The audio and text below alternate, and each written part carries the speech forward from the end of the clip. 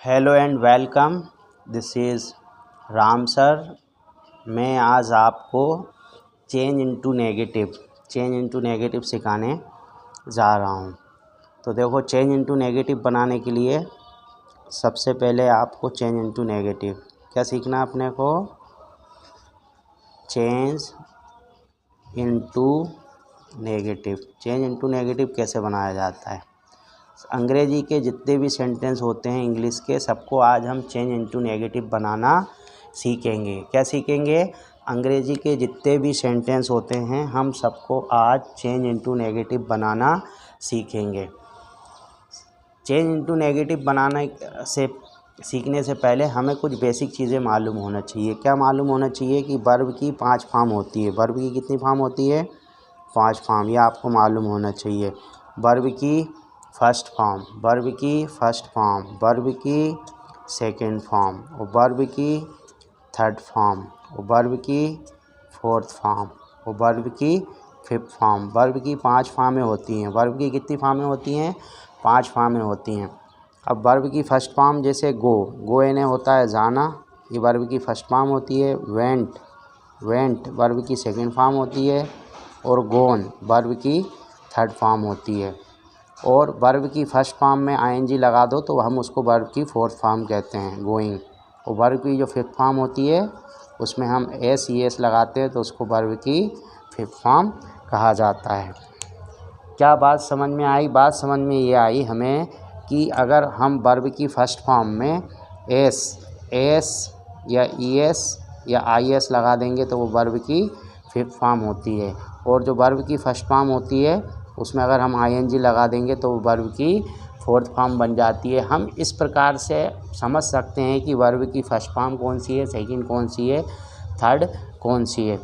अच्छा, वर्ब की fifth form बनाना भी कई लोगों को नहीं आता, तो आज मैं आपको वर्ब की फिफ्थ फॉर्म और फोर्थ फॉर्म बनाना भी सिखा देता हूँ। अधिकतर यदि वर्ब के अंत में सिंगल ई आ जाए तो ई को हटा के आईएनजी लगाते हैं, है ना। एक रूल बता देता हूँ। वर्ब की फोर्थ फॉर्म बनाते हैं, जैसे मेक है तो लास्ट में ये ई आ गया, हम ई को नहीं पढ़ना। अगर लास्ट में वर्ब के अंत में एक ई आ जाए तो हम उस ई को हटा के आईएनजी लगाते हैं। तो इसमें जब आईएनजी ऐड करेंगे तो ये हो जाएगा मेकिंग। क्या हो जाएगा? मेकिंग, है ना। इसी प्रकार जैसे गिव है तो लास्ट में वर्ब की ई है, अपन ई को नहीं पढ़ना है तो इसमें आईएनजी लगाएंगे तो हम गिविंग। जब हम वर्ब का जरंड फॉर्म बोलते हैं या वर्ब की फोर्थ फॉर्म जब बनाते हैं, जब हम स्पेशल पढ़ेंगे तो हम उसमें और बहुत सारी चीज़ें सीख जाएंगे। तो गिविंग हो गया। अब जैसे ये टेक लिखा है, टेक, अब आपको इसमें आईएनजी लगाना है तो आपका ये टेकिंग, है ना। ऐसे कम हो गया, कम यानी आना होता है, अब आपको ई लगाना है तो आप क्या लिखोगे? कमिंग। ये वर्ब की कौन सी फॉर्म हो गई? Fourth form. इसी प्रकार आप वर्ब की एस आई वर्ब लगाने अभी सिखा देते हैं, ये भी आपको ध्यान रखना है। कैसे ध्यान रखोगे? कि यदि वर्ब के अंत में एस आ जाए, क्या आ जाए? एस आ जाए, एच आ जाए, CH आ जाए, ओ आ जाए, और या एक्स आ जाए तो हमेशा अपन उसमें ES लगाते हैं। क्या लगाते हैं? ES लगाते हैं। जैसे गो आ गया तो गोज़ हो जाएगा। वर्ब की फिफ्थ फॉर्म बनाते हैं जब, जैसे डू यानी काम करना होता है तो डू हो तो ये डज हो जाएगा। इसी प्रकार ये टीच आया तो CH आ गया तो लास्ट में अपन क्या लगाते हैं? ES लगाते हैं। तो आप ES लगाना सीख गए। इसी प्रकार वर्ब में हम और भी लगाना सीख सकते हैं। तो किस प्रकार से आपको वर्ब की 5 फॉर्म आती है? तो यदि वर्ब के अंत में SH, वर्ब के अंत में क्या आ जाए? एस आ जाए, SH आ जाए, CH आ जाए, SS CH और एक्स आ जाए वर्ब के अंत में तो आपको ES लगाना है। और यदि वर्ब के अंत में वाई आ जाए और वाई के पहले कॉन्सोनेंट्स आ जाए, मतलब AEIO को छोड़कर, AEIOU इन पाँचों को छोड़कर कुछ भी आ जाए तो बाय को हटाकर अपन IS लगाते हैं, है ना। जैसे ये क्या लिखा हमने? क्राई, तो क्राई का क्या हो जाएगा? क्राइज। ये ट्राई लिखा मैंने तो ट्राइज का क्या हो जाएगा? ट्राइज, है ना। इस प्रकार जैसे मैंने लिखा फ्लाई तो फ्लाई का क्या हो जाएगा? फ्लाइज। अगर वर्ब के अंत में, तो हमने क्या क्या आज नियम सीख लिया है? वर्ब की फोर्थ फॉर्म और फिफ्थ फॉर्म बनाना सीख लिया। जो वर्ब की जो फर्स्ट फॉर्म रहती है, जो वर्ब की फर्स्ट फॉर्म रहती है वो प्लूरल रहती है। क्या रहती है? प्लूरल रहती है। वर्ब की जो फिफ्थ फॉर्म रहती है वो सिंगुलर सब्जेक्ट के साथ आता है। अब कई लोगों को सिंगुलर प्लुरल भी नहीं आता होगा, तो मैं बेसिक उन लोगों को भी बता देता हूँ कि वर्ब की फर्स्ट फॉर्म और फिफ्थ फॉर्म, जो सिंगुलर और प्लुरल क्या होता है। सिंगुलर का मतलब ये सिंगुलर का मतलब होता है सब्जेक्ट सिंगल हो, अकेला हो, और प्लुरल का मतलब हो एक से प्लुरल हो।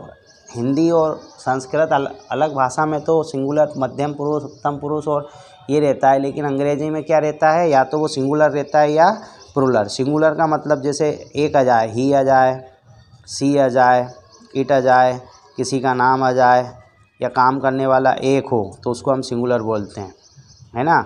और अगर प्लुरल किसको बोलते हैं, अब आई कभी कभी सिंगुलर में भी आ जाता है, आई को हम प्लुरल बोलते हैं, लेकिन आई के साथ बा जाता है तो प्लुरल पास्ट टेंस में सिंगुलर भी बन जाता है।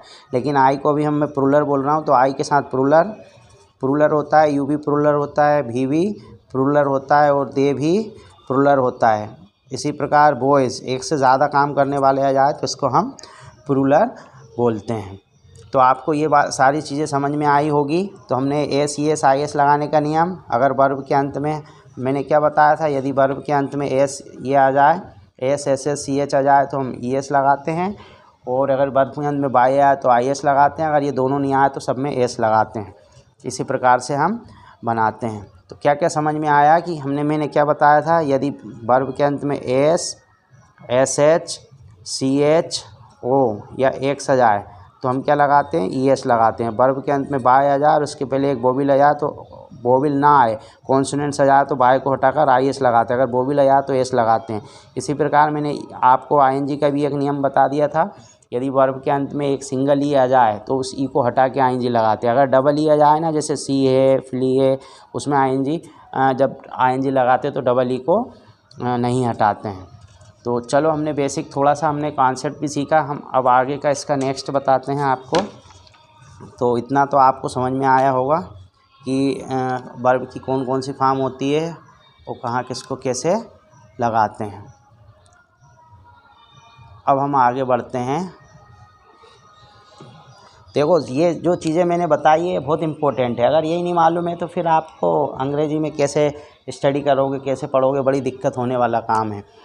तो मैंने आपको बताया था कि वर्ब की 5 फॉर्म होती है, क्या बताया था, डबल से अपन उसी पे आ जाते हैं। वर्ब की कौन सी फॉर्म होती है, एक फर्स्ट होती है, वर्ब की सेकंड फॉर्म होती है, वर्ब की थर्ड फॉर्म होती है, वर्ब की फोर्थ फॉर्म होती है, वर्ब की फिफ्थ फॉर्म होती है। वर्ब की जो फिफ्थ फॉर्म होती है वो सिंगुलर होती है, मतलब उसमें हम एस, ई एस और आई एस जो वर्ब में लगा रहता है वो वर्ब की फिफ्थ फॉर्म होती है, और वर्ब की जो फर्स्ट फॉर्म रहती है वो प्लुरल होती है।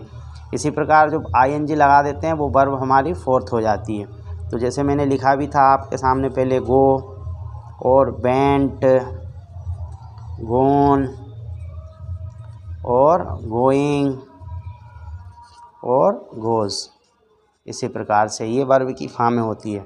अब जैसे मैं डू की फॉर्म लिख दूँ, डू यानी काम करना होता है, एक डू हेल्पिंग वर्ब भी होती है और एक डू मेन वर्ब भी होती है। डू और डिड, डू, डिड और डन, और डूइंग और डज।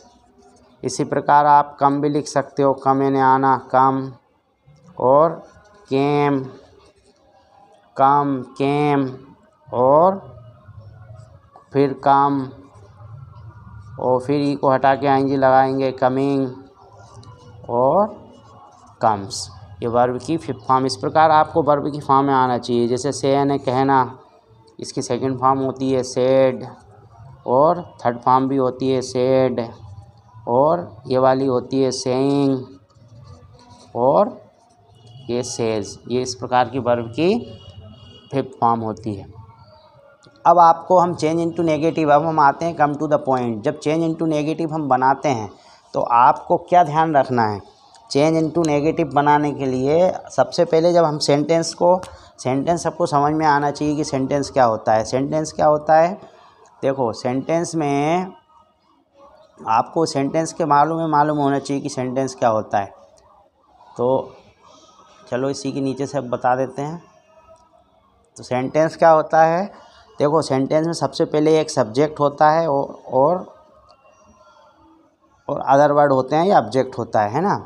एक सेंटेंस में कम से कम कितनी वर्ब आ सकती है? एक सेंटेंस में या तो एक वर्ब आएगी, या कितनी वर्ब आएगी?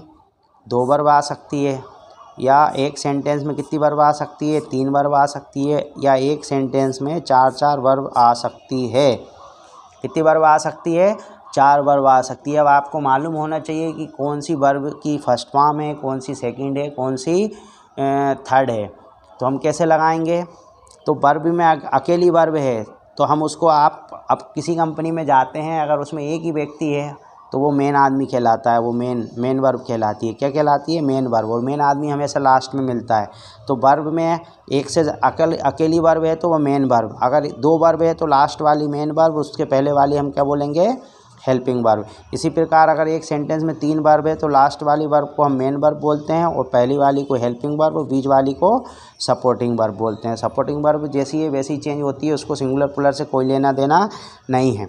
इसी प्रकार अगर एक सेंटेंस में 4 वर्ब आ सकती है, लास्ट वाली को मेन वर्ब बोलेंगे, पहली वाली को हम हेल्पिंग वर्ब बोलेंगे, और बची हुई वाली को हम सपोर्टिंग वर्ब कहेंगे। तो कहने का मतलब आपको एक सेंटेंस में 4 वर्ब आ सकती है।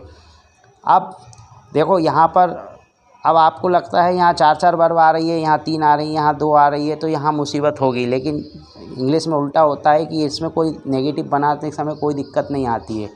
इसमें नहीं आती है, इसमें कोई दिक्कत नहीं आती है। अगर अकेली वर्ब आ जाए तो सोचना है। अगर सेंटेंस में एक से ज़्यादा वर्ब है तो आपको कुछ नहीं करना है।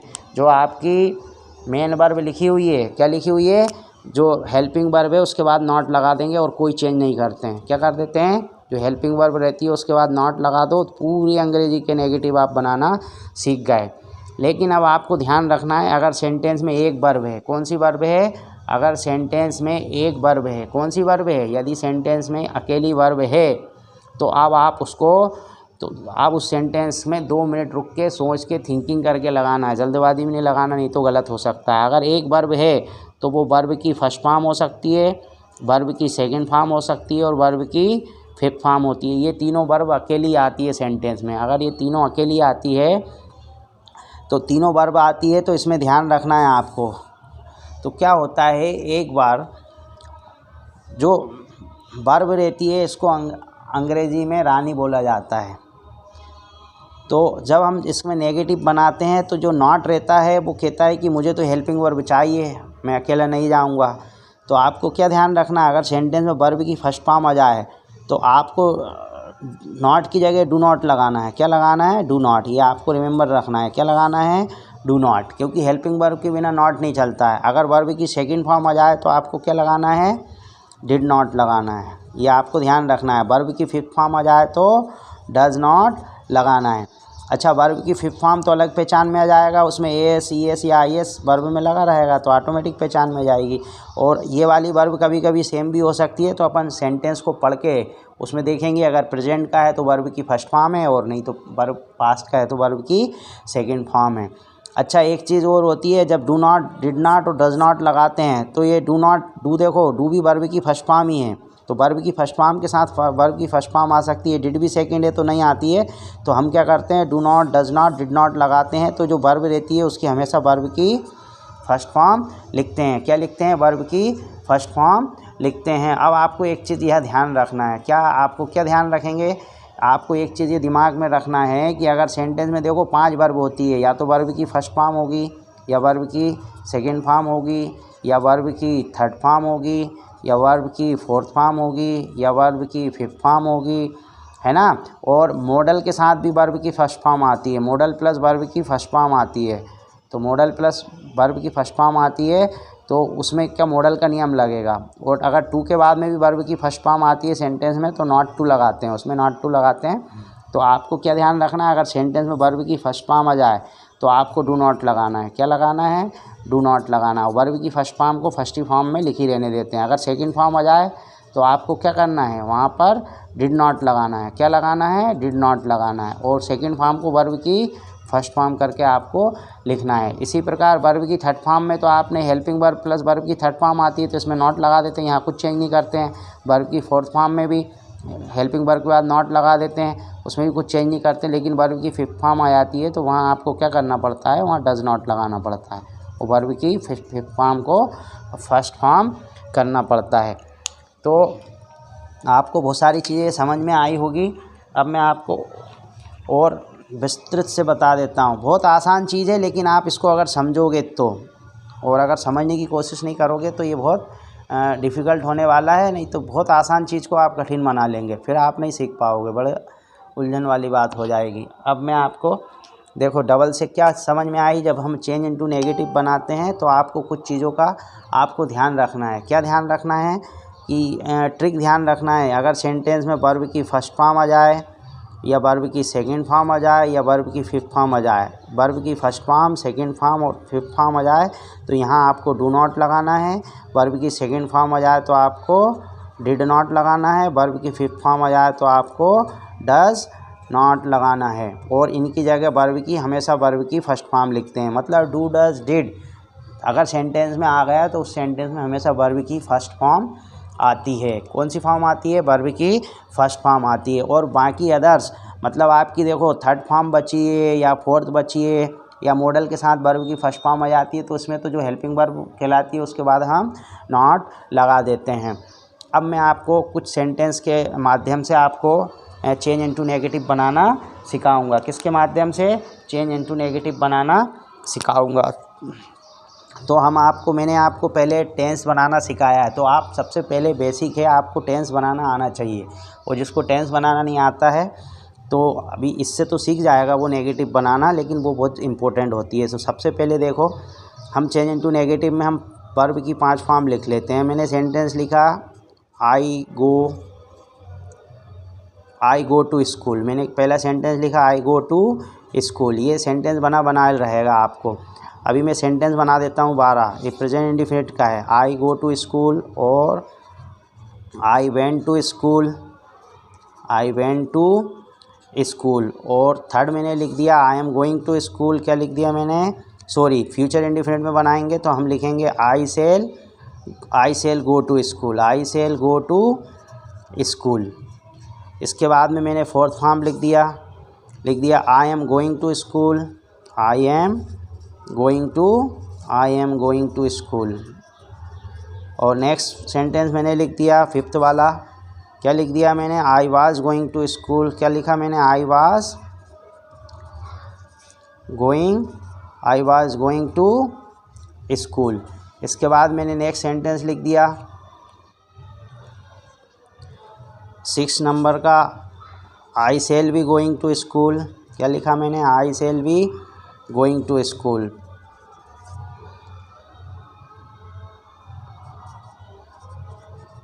आई shall be going to school. इसी प्रकार मैंने 7 सेंटेंस लिखा I have gone to school, I have gone to school. और नेक्स्ट सेंटेंस लिखा मैंने I had gone to school, I had gone to school, है ना। पहले मैं आपको सेंटेंस भी बना के आपको बता दे रहा हूँ। इसके बाद मैंने नेक्स्ट सेंटेंस आपको लिख दिया। मैंने 8वें के बाद में 9वां सेंटेंस मैंने लिख दिया आपके लिए।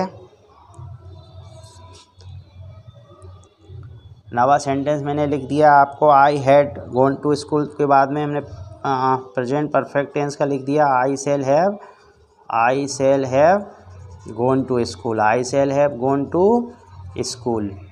इसी प्रकार मैंने 10वां सेंटेंस लिख दिया।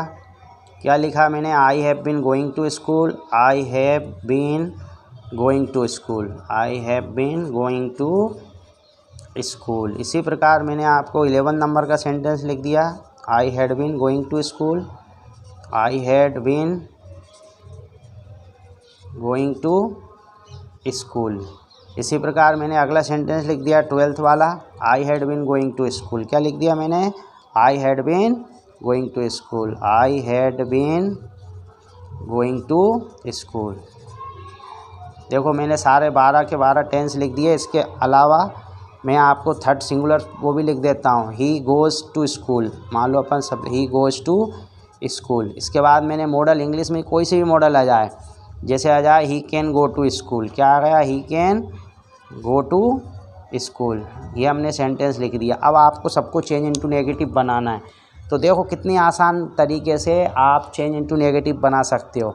जो हमने बताया वो आपको ध्यान रखना है। एक सेंटेंस में सबसे पहले वाला देखो हमारा सेंटेंस कौन सा है, ये मैंने लिखा है ना। पहला वाला सेंटेंस जो मैंने लिखा है आई गो टू, यहाँ आपने देखो ये सब्जेक्ट है, ये वर्ब की कौन सी फॉर्म है, फर्स्ट फॉर्म है। तो आपको फर्स्ट फॉर्म है तो आपको क्या लगाना है, सेंटेंस में मैंने बताया था ना फर्स्ट फॉर्म है तो डू नॉट लगाना। तो यहाँ क्या लगा दोगे, आई के बाद डू नॉट, क्या लिखोगे यहाँ, आई के बाद लिख दोगे आई डू नॉट, क्या लिखोगे, I do not go to school. क्या हो गया, I do not go to school, ये इसका आंसर हो गया, चेंज हो गया। मतलब आई डू नॉट और गो टू स्कूल, ये आपका आंसर आ गया।